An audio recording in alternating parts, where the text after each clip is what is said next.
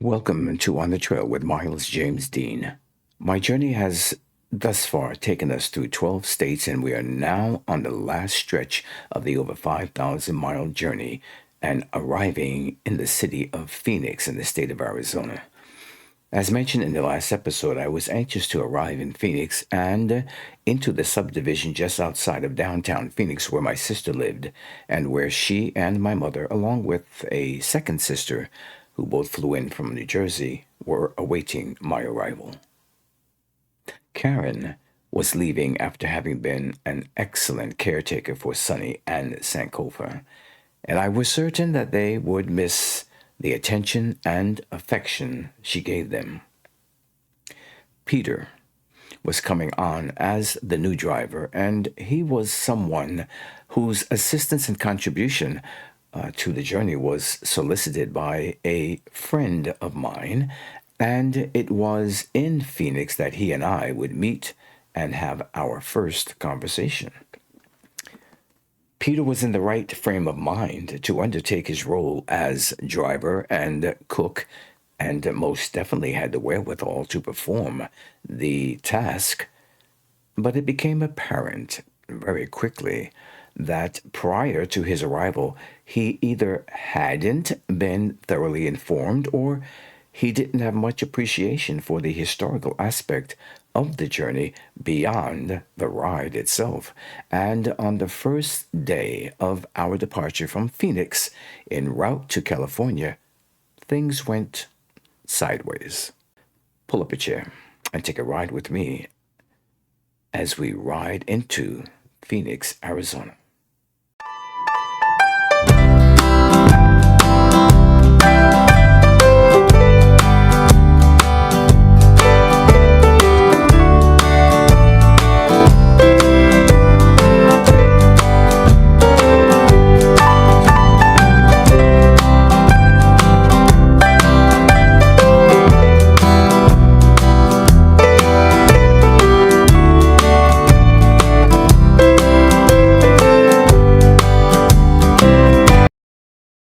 The evening before leaving out of Tucson en route to Phoenix, with about 120 miles to go, and Karen still as my driver, I used an Atlas road map to plot the route to Phoenix. Now, in case you don't remember, Google Mapping was only 2 years old when I began my ride in 2007, and at the time, it wasn't available on cell phones, and smartphones were not in existence.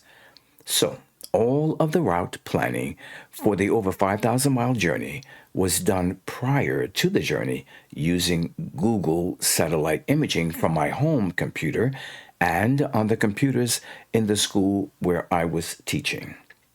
Also, as you can imagine, the technology wasn't fine tuned enough to capture every detail of the country as it is today. There were roads or trails that I could find on a state and county map that I couldn't find or didn't find on the computer generated Google Map printouts that I carried with me. In addition to not having cell phone GPS mapping capabilities, the internet was seldom available for me to use while on the trail, which meant that meticulous planning was necessary in order to plot the meetup points where every 10 miles I would change and water the horses, and also where I would be picked up after finishing the day's ride. So the fact that I could ride on trails away from the highway or ride along the rail tracks meant that the ability to read a map and pinpoint with accuracy where I could come off the trails or rails to meet up with a driver was an essential part of the journey. That evening before leaving Tucson, when a when checking the map, I noticed what seemed to be an unpaved road that was about a quarter of a mile south of I 10, I 10 running east and west, and the road ran parallel to it and stretched about 20 to 30 miles in the westward direction. I was always looking for opportunities to ride on the dirt paths that offered less stress on the horse's legs. That morning, the road was there, just as indicated on the map, and it was easily accessible, and it was smooth riding for about 4 miles until I came across a fence that stretched across the path from left to right and as far as I could see.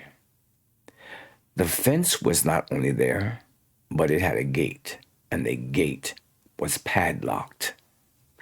I was on Sankofa, and although he had a reputation for being a jumper, discretion was always the better part of valor, and this was not the time nor the place to test to see if he still possessed the jumping skills he had 10 years ago and that I never had.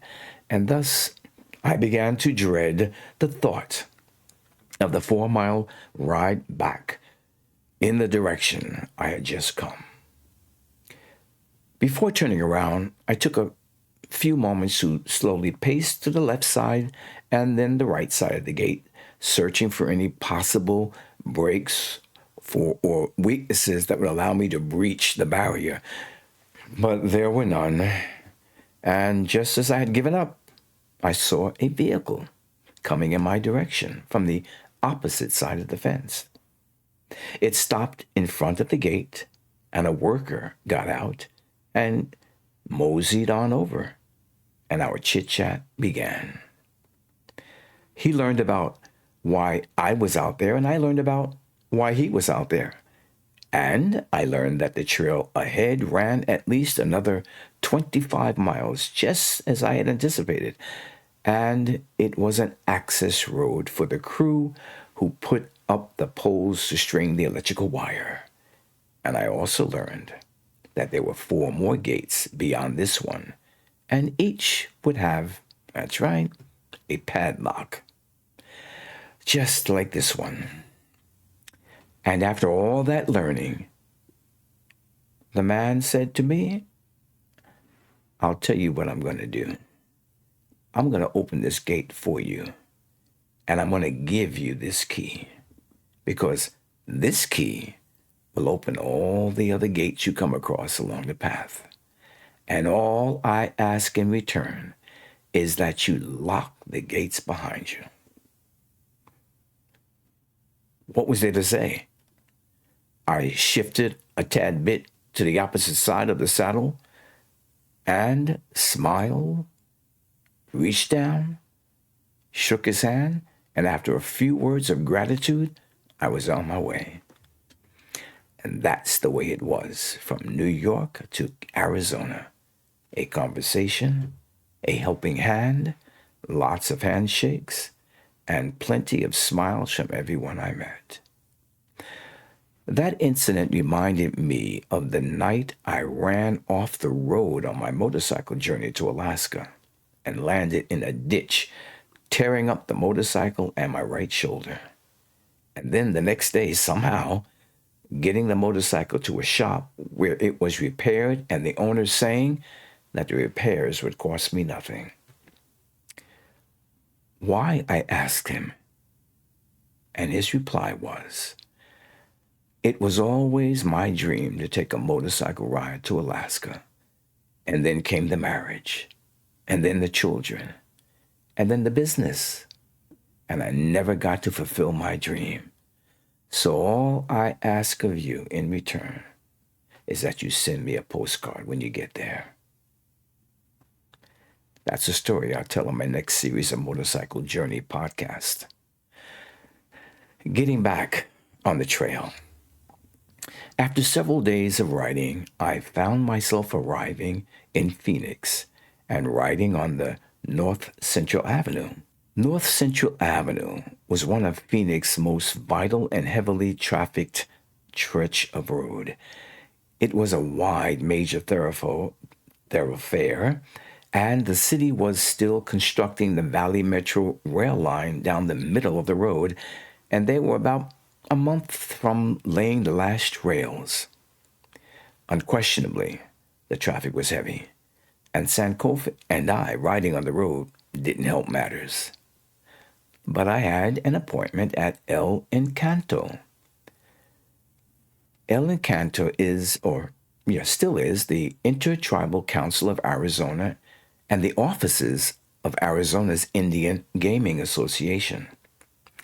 If you recall, the theme in Arizona was pertaining to the indigenous people of the United States, and I was there to hear about the council's role in protecting and promoting the welfare of tribes by supporting tribal gaming enterprises on the Arizona Indian lands. I was met by two of its corporate members in the open-air courtyard. Before going into the offices for a meet and greet, we stopped for a while to have a friendly discussion. When we did go into the offices and after my meeting with the tribal council members concluded, I was met outside by my sister and a member of the city council who were waiting in the courtyard. He and I briefly discussed my journey, and he invited us to have dinner that evening at one of Phoenix's Black-owned and operated restaurants. Karen had to be driven to the airport to arrive in time for her pre-booked flight back home, and as time kept ticking, I would have little opportunity to change clothing, which my sister said would be okay because the restaurant atmosphere was a relaxing one and that the councilmen would probably appreciate the unaccustomed ambiance that my Western attire would bring to the restaurant. Little did I know that it was a setup, a planned event that my sister obviously had something to do with. And a master plan it was.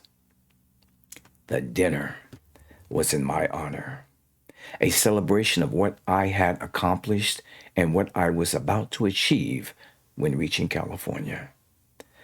Not only was the councilman there to present me with a proclamation from the city council, but in attendance were a few of the surviving Tuskegee Airmen. Unbelievable. The Tuskegee Airmen is the nickname for the first African American unit to fly combat airplanes in World War II. What an honor it was to have my heroes celebrating me. And I was the one standing in awe of them. The proclamation, the people in attendance, the ceremonial cake, and the singer who sang this song to me was more than my eyes could bear as I sat and listened to. Did you ever know that you're my hero? You're everything I wish I could be. I could fly higher than an eagle. Event underscored the purpose and mission of my journey as it resonated with those who valued the significant contributions of Black horsemen and women to the development of the United States. It was an amazing event and so appreciated. Peter arrived the next day, and we went over the plan and the route for leaving Phoenix and traveling the 5-day ride to the border of California. I was supposed to have interviewed with one more indigenous leader before leaving Phoenix, but he had not been able to free up his schedule. And so on the day of our departure, and with a full crew, which included the cameraman who filmed us in New York, we headed west. The cameraman flew in from Phoenix to join the ride to California. We were on the road for about an hour when a phone call came from the indigenous person that I was to have interviewed earlier, saying that he had set aside everything and was now able to meet with me. Well, obviously, the historical content was important enough to me that I loaded up the horse and drove back to conduct the interview. It was then that I found out that Peter had not been following the journey to know about the interviews and how integral they were to the journey itself and the storytelling process. And he made it very clear when he said, I came here to join a ride, and you need to show me something, or I'm going back home. Now, perhaps I wasn't diplomatic enough in my rebuttal. That may have been why, when we returned to my sister's home, he quit. And I mean cold turkey quit. And prepared himself to go back to Oakland, where he had flown in from. That was a monkey wrench I had not seen coming. But as fate would have it, it just so happened that Mother Dean was still there. And it just so happened that Mother Dean knew some of Peter's family out in out in Oakland. And I don't know what she said to him, but later that afternoon, he rejoined the group. And from then on, into California, it was touch and go. In our next episode, we will cross the border into California and head into the Chocolate Mountains of California. And so, until then, pay close attention. And as always, as Roy would say, happy trails to you until we meet again.